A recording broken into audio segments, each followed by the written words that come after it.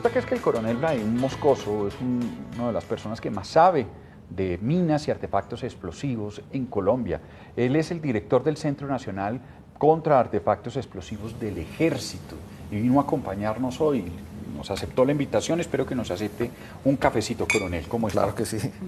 Muy buenos días, gracias por la invitación. Buenos días, coronel.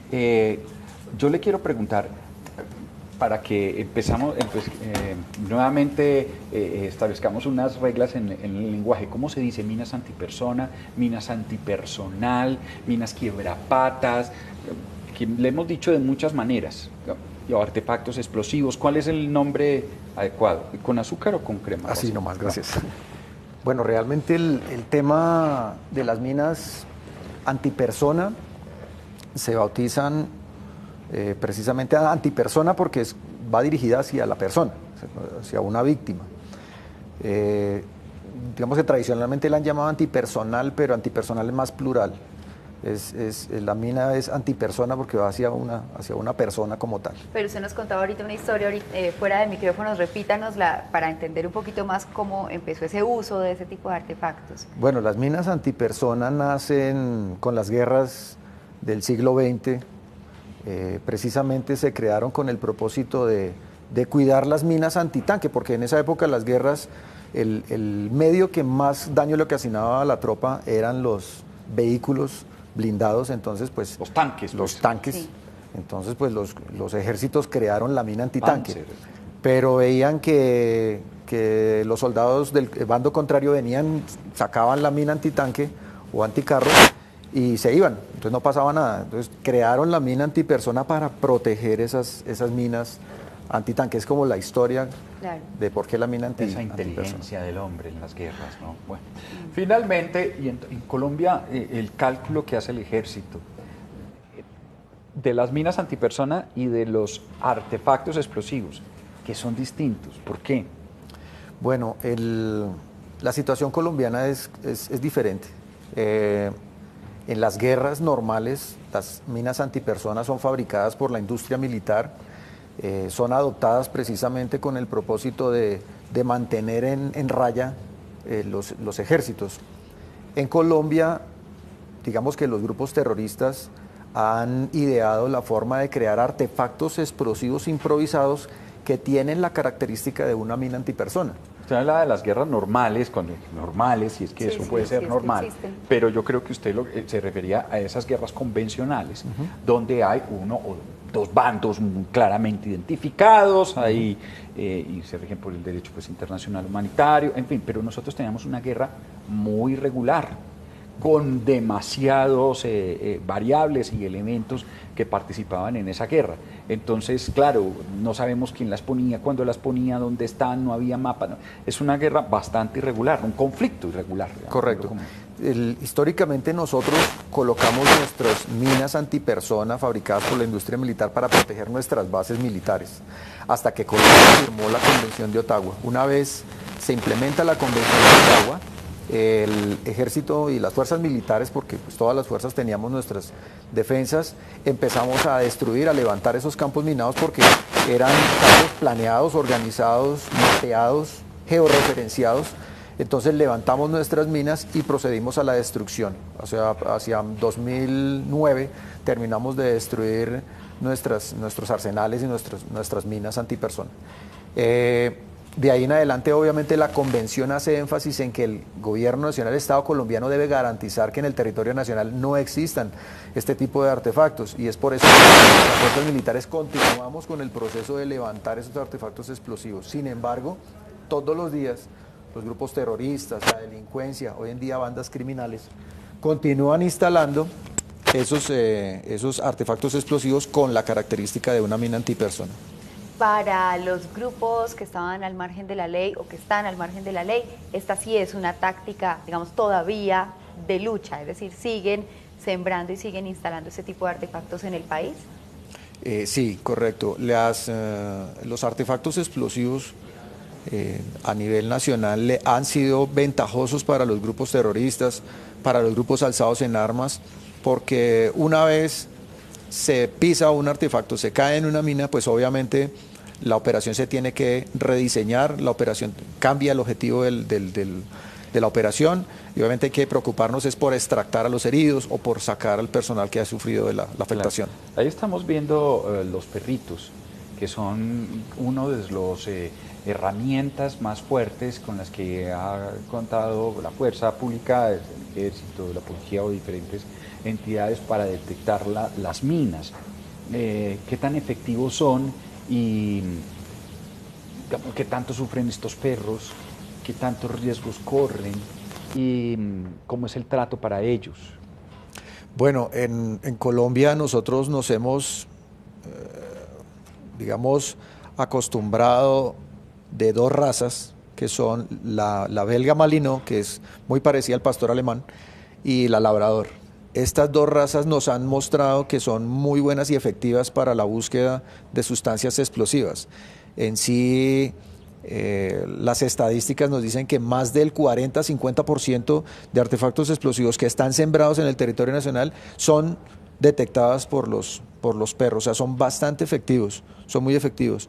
Hemos tenido varias bajas sensibles porque obviamente cuando el perro se acostumbra a su guía, el guía no se cambia, el guía siempre va a estar con su perro durante 5 o 6 años, que es la vida útil del semoviente, pues obviamente se crea un lazo de amistad impresionante. Entonces imagínense el impacto cuando un perrito activa o acciona un artefacto explosivo porque no lo encontró, porque era un sistema activado por control remoto, o era un sistema por tensión, por cable o por cualquier otro tipo de iniciación mecánica, pues obviamente pues se pierde la vida del perro y es muy sensible la pérdida de un semoviente de este tipo. Sí. Claro, ¿cómo es el entrenamiento de estos animalitos pues para que los puedan ayudar a ustedes en estas labores? Bueno, el entrenamiento es bastante meticuloso, es muy específico.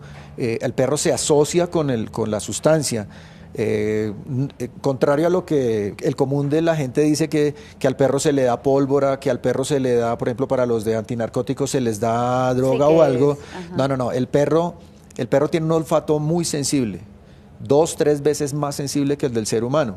Entonces, el semoviente lo que hace es asociarse con un olor específico y se le recompensa por encontrar el olor específico. Entonces él se acostumbra a ese proceso de buscar lo que a él le gusta o por lo que lo van a recompensar, y por eso es que el entrenamiento es muy largo, puede tardar entre 6 meses a 1 año entrenar un perro. Bueno, ¿y cuándo hemos pensado, digamos, en ir poco a poco dejando a los perritos y implementar otro tipo de maquinaria, robots, o objetos especializados para detectar estos artefactos? Bueno, en el Centro Nacional contra Artefactos Explosivos Improvisados tenemos una dirección de innovación y desarrollo y básicamente hemos estado investigando otras técnicas a nivel internacional, pero digamos que todas son complementarias. No existe la herramienta efectiva o la herramienta 100% que garantice buscar o encontrar una mina. El perrito se complementa con otro tipo de herramientas. Entonces yo creo que mientras nos sigan colocando artefactos explosivos improvisados donde los grupos subversivos, el terrorismo siga implementando estos artefactos, pues seguiremos utilizando el perro. Lo que tenemos es que pues, buscar mejor, especializarlo mejor y buscar otro tipo de técnicas complementarias. Que entre otras, parece que en estos grupos, digamos, si hace uno un recorrido pues como por las noticias y por todo lo que hemos tenido que ver y vivir los colombianos, además hay mucha creatividad, si es que se puede llamar de esta manera, para ese tipo de artefactos no convencionales, no solamente las minas como estamos hablando o los que parecen minas, sino que digamos que en los atentados, en las tomas, en todo lo que ha pasado en Colombia, hemos visto cómo varían los objetos, las características, lo que le ponen para que haga más daño, incluso para que contaminen a quienes queden heridos. Digamos que hay además ahí un problema que les plantea eso a ustedes en términos de tecnología, pues de inventarse algo que identifique estos artefactos. Sí, Carolina, o sea, pienso que el límite es la imaginación del terrorista. Hemos encontrado artefactos de formas y diseños impresionantes. Nosotros hemos distribuido, hemos clasificado los artefactos, entonces están las minas, están los artefactos explosivos improvisados que funcionan por radiofrecuencia, control remoto, los que funcionan por cable de mando, con una batería que produce energía y la activa. Armas trampa también.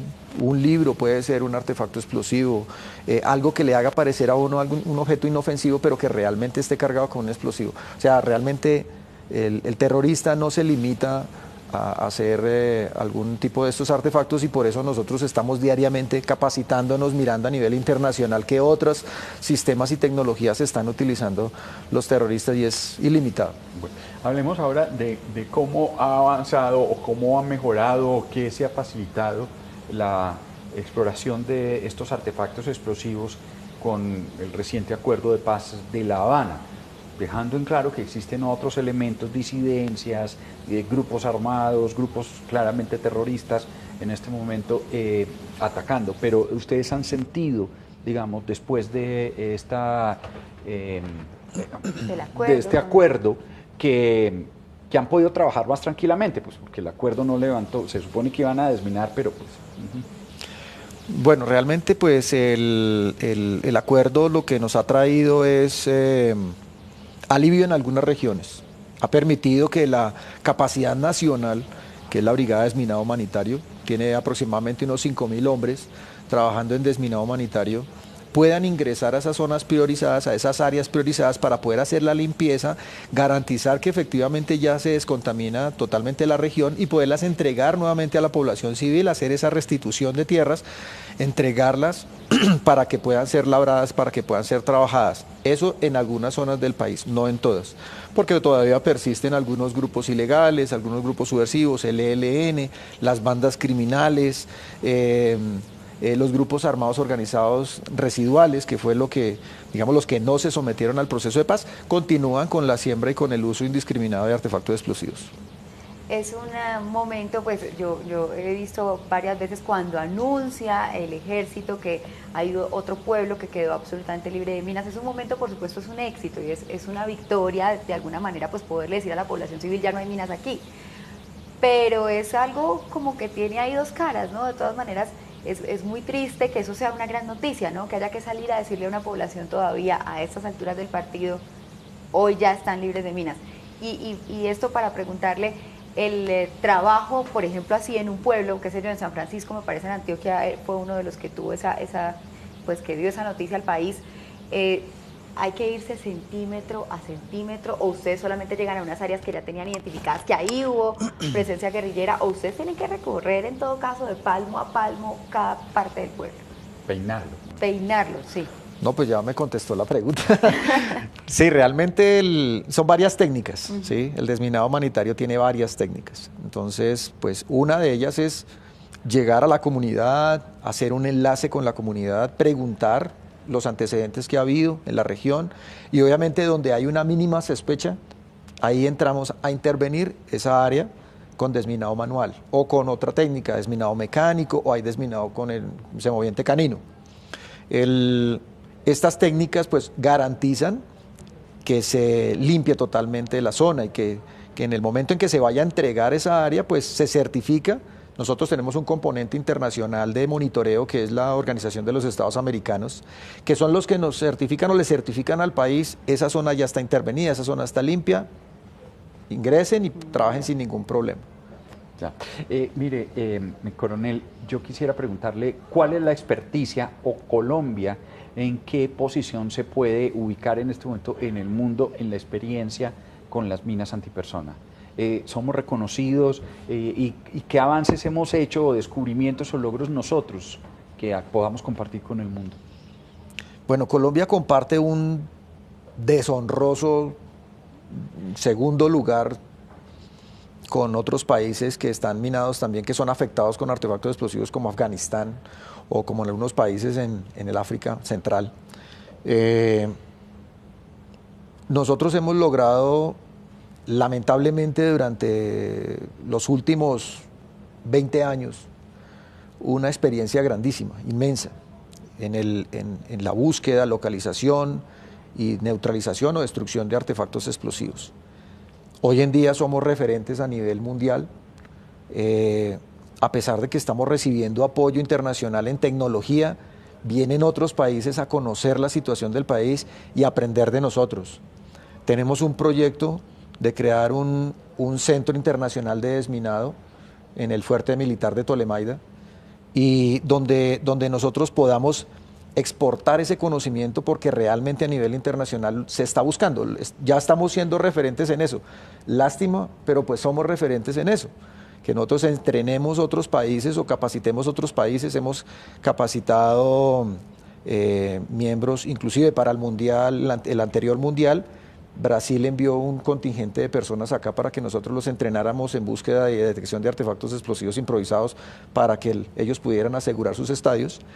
Y otros países han requerido también ese entrenamiento. Entonces sí estamos bien posicionados en el conocimiento. Ahora de las víctimas, del trabajo que ustedes hacen, que es con las víctimas, con no solamente miembros del ejército, sino también las personas que estaban ahí, el campesino, el transeúnte, el indígena que estaba ahí en su sector, el ciudadano. ¿Cómo es este trabajo? ¿Qué es lo primero que se hace? Me imagino, pues, lo primero es la atención médica, se logra, bueno, la infección, lo que haya que hacer, ¿sí? Si hay que amputar, en fin. Se salva la vida. ¿Y después cuál es el trabajo? Bueno, y en ese proceso de la resiliencia, de recuperar integralmente a la persona,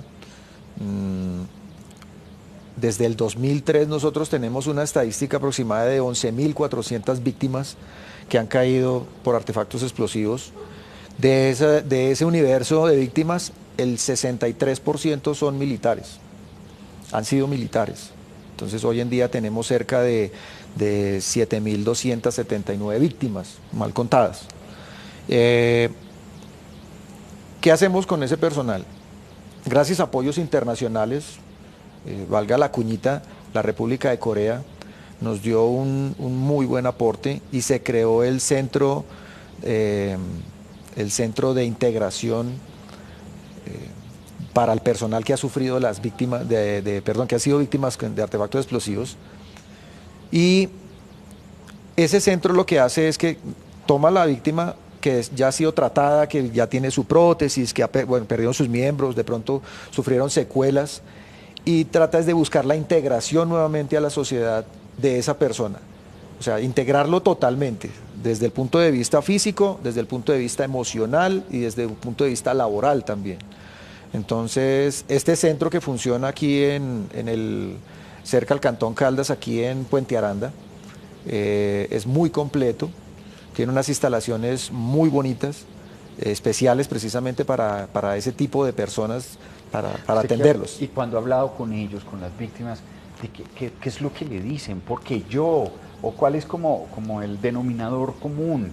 ¿Qué tipo de depresión? ¿Qué tipo de preguntas hacen en general? Cada uno hará unas preguntas distintas, pero... Sí, realmente pues quien sufre la pérdida de uno de sus miembros, pues obviamente es un impacto psicológico impresionante. Yo pienso que una persona fallece y hay un luto, pero una persona que queda viva, sin una pierna, sin sus dos miembros, sin alguna parte de su cuerpo, pues obviamente el choque emocional es impresionante. Ahí entra el trabajo psicológico para que esa persona encuentre, digamos que una nueva forma de vivir, encuentre dentro de su debilidad también una fortaleza. Y obviamente es un trabajo muy largo, es un trabajo tedioso, es un trabajo que implica mucha entrega por parte de especialistas y profesionales que hacen este trabajo con estos muchachos. Y lo que se busca es eso, tratar de enseñarle que hay una nueva forma de vida, es una nueva forma de vida que tiene que salir adelante. Obviamente, pues en el camino hay gente que se queda, que lamentablemente cae en vicios o que caen en angustias y depresiones impresionantes, pero pues se trata de sacarlos adelante. Coronel, el panorama hoy es un poquito distinto a lo que podríamos hablar de Colombia hace unos 5 años en ese tema de las minas, es decir, hay menos víctimas por fortuna hoy cada mes, cada semana, al año, o lastimosamente estamos manteniendo esos promedios espantosos. Pues con respecto a lo que había hace 5 años, digamos, las estadísticas han disminuido, pero eso no quiere decir que se hayan acabado totalmente. Incluso nuestra estadística con respecto al año anterior ha subido por efectos de la agresión que está teniendo en este momento el ELN, buscando hacerse notar, de pronto buscando un impacto social, un impacto mediático en cuanto a lastimar la mente de la población, pues obviamente hemos incrementado un poco las cifras, pero pues nos seguimos preparando, seguimos previendo precisamente que hayan estos eventos, buscamos disminuirlos y para eso está el Centro Nacional contra Artefactos Explosivos Improvisados y Minas del Ejército. Coronel Moscoso, muchísimas gracias. A ustedes muchas gracias, muy amables, pues a todos los televidentes, decirles que hoy, Día Internacional de la Sensibilización con las Minas, precisamente se den cuenta que hay unas fuerzas militares, hay una capacidad nacional que está trabajando día a día para limpiar este país de minas, de este flagelo y poder entregarle esas tierras a nuestros campesinos, a nuestros compatriotas para que la aprovechen porque este país es hermoso. El director del Centro Nacional contra los Artefactos Explosivos del Ejército Nacional, Día Internacional para recordar a las víctimas de las minas antipersona o objetos explosivos.